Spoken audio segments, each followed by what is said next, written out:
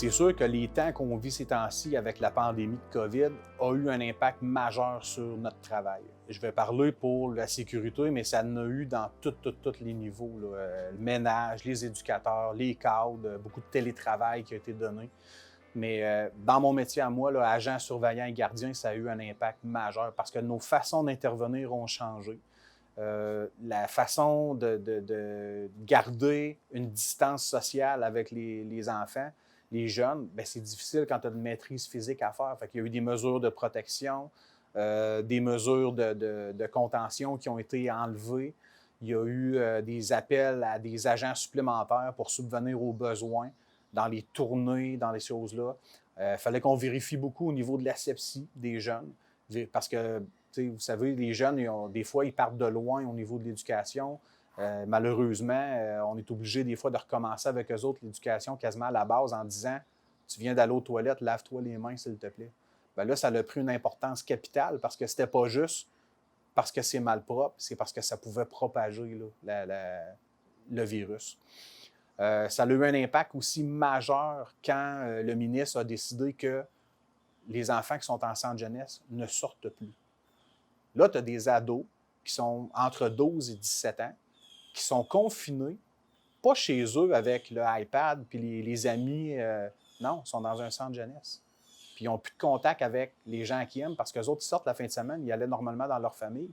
Là, ça a été complètement coupé. Fait qu'ils ont été un peu oubliés dans cette pandémie-là, ces jeunes-là, parce que plus d'école, plus de sortie, qu'est-ce que tu veux faire avec eux autres? Ça a eu un impact. C'est probablement ça le plus gros impact qu'on a eu au niveau de notre travail.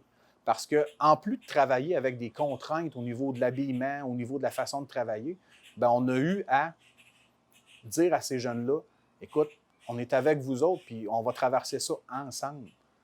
Puis ça a été un moment qui est quand même assez spécial. C'est pas terminé encore. C'est sûr que là, les jeunes ne sont plus confinés, sont capables de sortir, mais j'ai hâte de voir à long terme les conséquences que ça aurait pu avoir, le confinement. Parce que là, les jeunes, il va falloir que, au niveau de la scolarité, eux autres, c'était beaucoup des cours adultes, fait que c'était des cours individuels.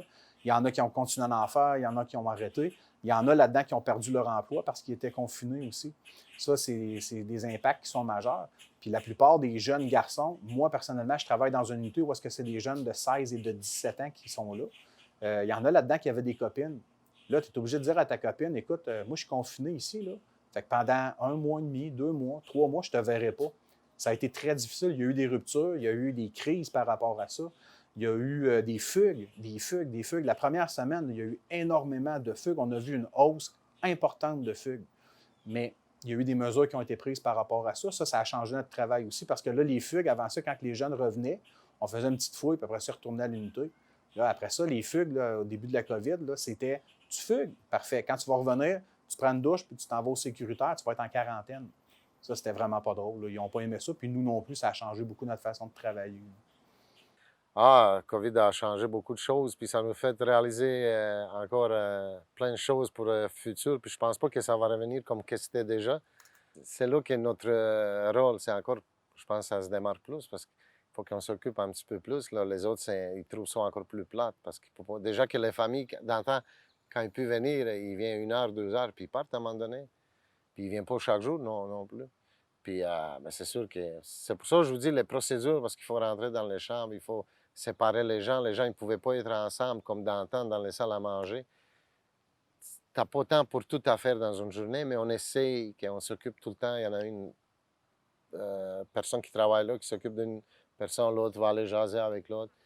Tu sais, on s'occupait de notre mieux possible qu'on pouvait. Là. C'est très important parce que c'était long, 3 mois, 2 mois et demi, 3 mois, là, aucun contact.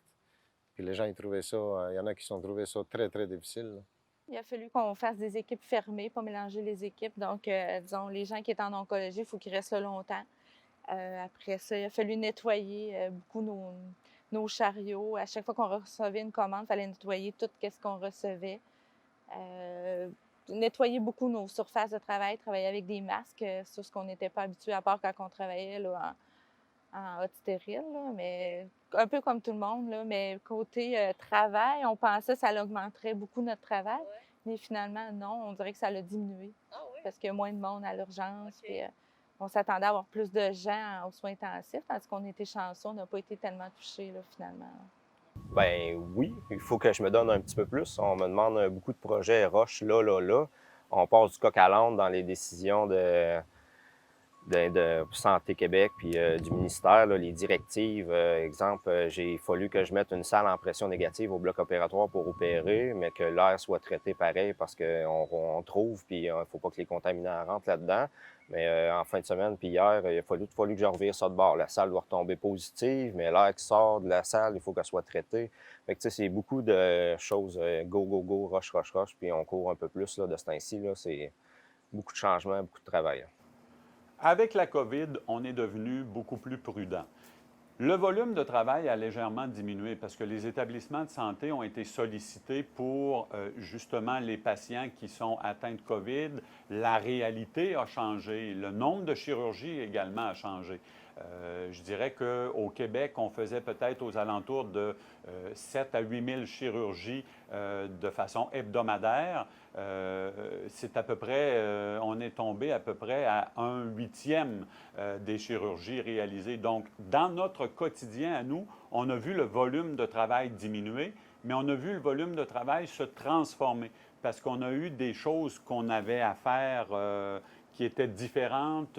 Le retraitement des masques qui sont utilisés en salle de chirurgie, le retraitement des masques qui sont utilisés pour les consultations dans les cliniques, etc.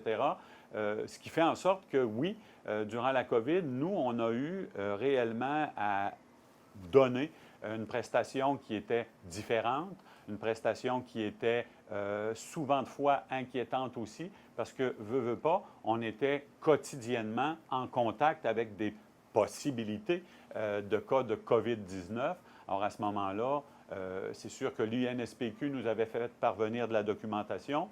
L'INSPQ, qui est l'Institut national de la santé publique, nous disait qu'on n'avait pas à changer nos méthodes, mais dans le quotidien, avec toute l'information qu'on recevait à gauche et à droite, c'est sûr qu'on était réellement plus nerveux et on a augmenté personnellement chaque préposant en retraitement des dispositifs médicaux a augmenté les précautions qu'ils prennent dans le retraitement des dispositifs qu'on a eu à faire pendant toute cette période-là et qui se continue d'ailleurs encore aujourd'hui. Bien, c'est sûr qu'on a changé un peu les grands groupes, j'en fais plus. J'avais des grands groupes de 20 personnes. On faisait de l'activité physique. Fait que là, on a éliminé ça. Fait que c'est vraiment plus de l'individuel qu'on faisait et qu'on fait encore. Ça se poursuit, là, tout ça. Mais je me suis rendu compte finalement que ça avait quand même un impact positif, ça, parce que ça me permet de voir plus de monde, de les maintenir aussi. Le fait qu'ils ont engagé quelqu'un, ça aide beaucoup. Ça doit. Donc, presque tout le monde marche tous les jours puis, et plus. Donc, on a le temps vraiment de plus de s'occuper de nos résidents en ce moment, d'être plus à l'écoute. Parce qu'on est deux, oui, mais parce qu'on fait moins de grands groupes, parce que ça prenait quand même beaucoup de temps. C'est ça. On a eu des plexiglas, comme moi à la caisse, on a un plexiglas. Okay. Les filles au service aussi ont des plexiglas. On fait un petit trou pour passer la nourriture. Après ça, quand on travaille très proche, on a nos masques. Okay. Les visiteurs, c'est un gros chiffre d'affaires, là. Pas de visiteurs. Ça a descendu un peu. Les employés, ils viennent manger, mais c'est un roulement. Ils viennent manger, ils ont une telle heure, puis après ça, oups, c'est un autre. Les visiteurs, des fois, ils ont des examens toute la journée. Bien, nous autres, ça a changé qu'on s'est créé une équipe COVID, à vrai dire. Il y a 2 personnes qui ont été... D'habitude, on marche à 8 par jour sur le plancher, là, mais pas 8 en même temps. Ouais. On rentre à différentes heures de la journée. Le premier rentre à 7h15, le dernier rentre à 11h le matin. Okay. Puis le service de bragarderie centrale ferme à 7h le soir. Okay.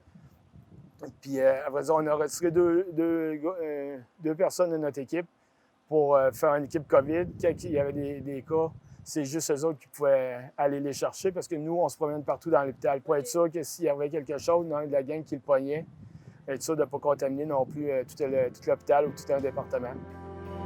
On a toute hâte que ça se finisse.